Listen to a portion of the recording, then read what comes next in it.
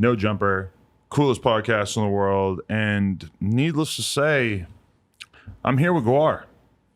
Hey, how you doing? How you guys doing? You're here. We're here. I can honestly say that this is a podcast that I never once suspected would happen. Me either. Yeah, where are we again? I don't know. Los Angeles. This is the No Jumper podcast. We primarily interview rappers and stuff. So really, actually, there's only a handful of rock bands that have ever even been on here. I had my buddies in this hardcore band Incendiary. I had White Trash Rob from Blood for Blood. Not sure if you're familiar. No, not at all. No, okay. That's good. No respect for the art form. Yeah, that's all right. But yeah, not a lot of rock bands have come on here. So props to you guys for breaking down doors. Hell yeah. We're always eager to get in where we haven't been. Yeah. Do you guys have much expertise in hip hop? You know much about it? Yeah, I like it. I listen to hip hop. Yeah, sure. I don't know about expertise. You know, I know what I like. I mean, I try to stay current. Mostly, I just chase down cars that are playing loud music. You know. Let me ask you a question though. Little Pump. Yeah, I him. don't understand Little Pump. What is up with that? I guess you could kind of summarize him as, you know, a teenage boy who raps and spends, About like one thing, right? well, primarily like drugs, I guess, and maybe getting pussy, and you know, it's really not so different Right. from probably yeah, what not you a guys. straight. It seems very repetitive. I don't understand it. Yeah, I mean, he's young, you know. That's great. Hey, can I tell you guys about my first time getting in tune with GWAR? Yes. Oh, please do. Sure. 1998, Worcester Palladium. Oh hell yeah. Scared shitless. I don't know what the fuck I was thinking, but man, like it really, when I think about my first time seeing GWAR, it really takes me back to how scary metal seemed to me as a youngin'. Well, yeah, you were about to die. I mean, Yeah. I'm surprised you escaped. Yeah. Oh yeah. I mean, that's part of the power of GWARs, that we create very primal scenes in a live situation that hopefully it does make people turn around and look at themselves, look at each other and think, you know, what are we doing here? Bathing in the blood of innocence. And Right. crapping their pants at the same time. Yeah, there was defecation, there was blood, there was giant penises. It was Oh, yeah. really quite a time in my life, because I had just seen Cradle of Filth a little bit earlier, maybe like boy. the year before, and that was impressive and fucking scared the shit out of me. Just the shrieking and the white face paint and their hands were moving so fast, it freaked me the fuck out. And then I saw you guys, and I was just kind of like, they're aliens, That's right. right? That's what we are. Yeah, We're not from Earth. We're visiting, I guess. right. So, Illegal aliens. oh, really? Okay. Oh, yeah. That makes sense. We Actually, don't have papers. as long as we're talking about Only things rolling papers. that you guys are not ready for in any sense at all, they probably never thought we were going to talk about. You see all these bands are pulling out of working with Amazon because Amazon provides technology to ICE. Really? I didn't know that. I didn't know anything about this. That's Scary amazing. shit. Yeah. Kudos to Amazon. Well, I mean, Amazon are the ones supporting the deportation efforts. Really. Wait a minute. I thought you meant ICE, the drug. Oh yeah. Oh, yeah. You guys into that? ICE, yeah. ICE. That's what We they do anything. Yeah, Literally I mean, anything. really? Any drug you name, we will do. Any Yeah, particular. we sample the smorgasbord you humans make every day. It's amazing. Wow, that's amazing. Jenkem. Jenkem. Jacob's Oh. a favorite. Jacob is a favorite. My friend has actually an amazing video. This guy, Justin Wang, he made this great video about the origins of Jenkem and did people ever really huff Jenkem and where did this actually happen in the world? And he kind of concluded that, yes, there have been people on Earth who did this, who shit and piss in bags or whatever and just left it to ferment and Desperate to then get inhaled high. it to get fucked up. Have you really done Jenkem? What was that like? I mean, No. I don't think we've ever really done Jenkem. come on. okay. I tell you what I have done. bust I've our smoked street cred. banana peels. I used to cut up ping pong balls and inhale them, that kind of thing. Inhale ping pong balls. You ever eat a light bulb? Didn't eat a light bulb. I shoved one up my butthole. Wow. But, that was a mistake. When I think about the 90s, that was kind of what the 90s was all about. It was Shoving just, light bulbs up your butt. just shoving random crap up there. You know, you Yeah. watch Jackass, and it's like he's got a Hot Wheel car in his butthole. Yeah, I know. This was a fluorescent light bulb that it's kind of long. What was it, like an eat me sign? What It was really caused me a lot of pain. Right. Yeah, he shoves cars up his butt. Big deal. I shove actual dump trucks up my butt. Right.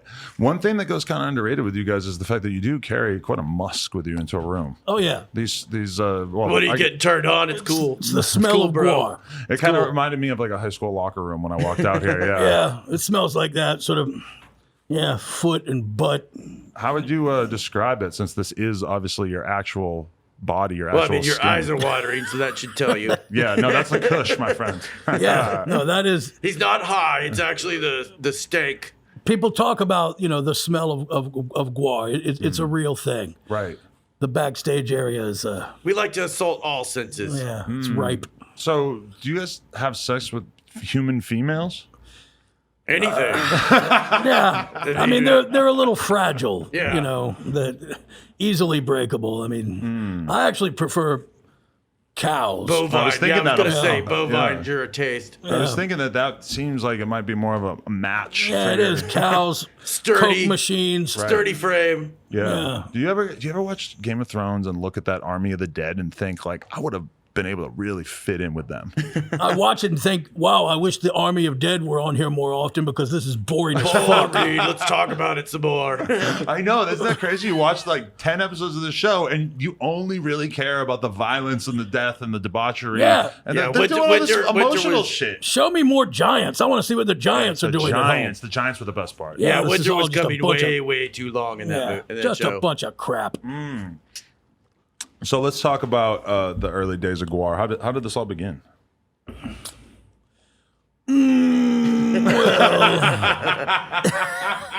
It's like a constant decision for you guys if you want to. I feel like you guys are tempted to get out of character right now. What do you and mean just get out of character? I don't understand this. What are you talking about? I feel like you guys want to just have a real deal conversation and tell me about your lives and shit, and then you're like, nah, I gotta talk about this spaceship shit. Right. Well, I mean, the GWAR story is that we were banished here to the planet Earth. We were tasked with taking over the planet, but once we got here, we discovered that we liked the drugs, we liked the alcohol, we liked, and our manager, Sleazy P. Martini, who found us down in Antarctica, he looked at us and he said, "You are the stupidest thing I've ever seen. I think that you would make excellent professional wrestlers and rock musicians." So, we learned how to play rock music, sort of, and learned how to wrestle, sort of. Right. And, the next thing we know, we were sitting on top of the world. But wrestling would have been nice too. I feel like nowadays people can do both, right? Yeah, Yes. well, we do we have a wrestling show that we've done Right. several times. We've wrestled all kinds of creatures. And politicians and celebrities as well.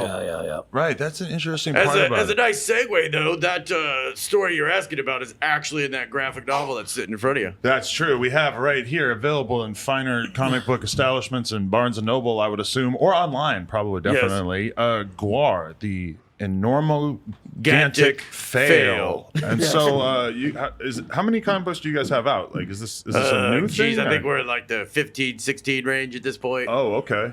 That's dope. This one's a new accounting of actually what he just truncated. It's actually the blunder that got them banished to Earth in the first place. Wow, really? So it's kind of an origin story. That's Yeah. correct. Nice. That's dope. We're always telling an origin story. It seems like. I've heard awful rumors that you guys are actually from Virginia. Well, there's our human slaves. Yeah. Their who, slaves are from Virginia. Yes. The human slaves of GWAR met in Richmond, Virginia, and that is, there's an art school there, and none of them actually went to the art school. I think if I'm correct, they all got Pretended thrown to go out, to the or they school. started and then they were promptly kicked out. Right. And Wow, art school. So you guys probably, if this had happened like 30 years later, you guys probably would have been like Antifa. You guys would have been running around beating up people in the streets and shit. I don't know I about don't that. know about that. Totally. I mean, we had that option back then too. But no, I mean, the humans, they tapped into the sort of hardcore punk scene, which was going on at the time. And in the early days of GWAR, when we were coming across the country in our yellow school bus shaped, bat shaped helicopter, Yes. it was actually a yellow school bus. we played all the punk rock, all of the venues that were carved out by Black Flag, Circle Jerks, the Dead Kennedys, that whole circuit, and that was the beginning of GWAR. GWAR started as a punk rock band. When I think of GWAR, I think of you guys sort of transcending a lot of musical boundaries in the sense that you don't necessarily stay in like a straight thrash or punk or some of these songs I'm listening to. This sounds like a fucking straight up Iron Maiden fucking influenced song. It's like I feel like you guys maybe through the fact that you are aliens and you have been sent here to destroy mankind or whatever, that you feel a certain freedom that other bands haven't felt to bounce around between genres. I think that's absolutely true. Yes, we don't. I mean, for one thing, we're not bound to the ridiculous. I mean, you think GWAR has an image, right? I mean, these bands have an image. They have an orthodoxy, right? There's something that they're doing again and again and again, and they're playing inside of a genre. To some degree, the most successful bands are the ones who most accurately reflect the genre that they're in. GWAR's never been that way. We have the freedom to, we're not trying to be cool. We're not bound by cool. GWAR is not fucking cool. Right. Not by anybody's standards. We are unfucking cool. Just look at us. Look at me. I've got 4 dicks and a sideways vagina. That's not cool. But, I mean, in some certain way, when this idea became conceptualized, there had to have been a degree of marketing expertise, some sort of brilliance. No? Yeah, I don't know about. Well, I mean, Sleazy P. Martini, the manager for GWAR, I mean, certainly he thought that we were going to be the next big thing. Yes. And that's what we keep saying. We're going to be the next big thing. We've been the next big thing for 37 years. 37. I don't know how long. Something in that something ballpark. like in the ballpark. So when I saw GWAR in '98, it wasn't exactly a new idea at that point. The grind had been cemented already. Yeah, we were ancient by that point. Yeah, by that time we were the next big thing. Right. But that's kind of the reality. For like the third time. There are very, very few rock bands that seem like they've got it made. Like everybody still has to tour like crazy. Yep. It's a straight up fucking war no matter what. I mean, guess if you're Metallica or Slayer, maybe you got a little bit more money in the bank and shit and it's nice. But I mean, even the big, like GWAR's a huge, well-known band that damn near everybody in our demographic knows about, but it's never going to be something where you can just sit back and just coast by off the fucking royalties. It's a goddamn grind, man. It's a goddamn grind. It is, and I mean, I'm not complaining, but I'll complain, sure.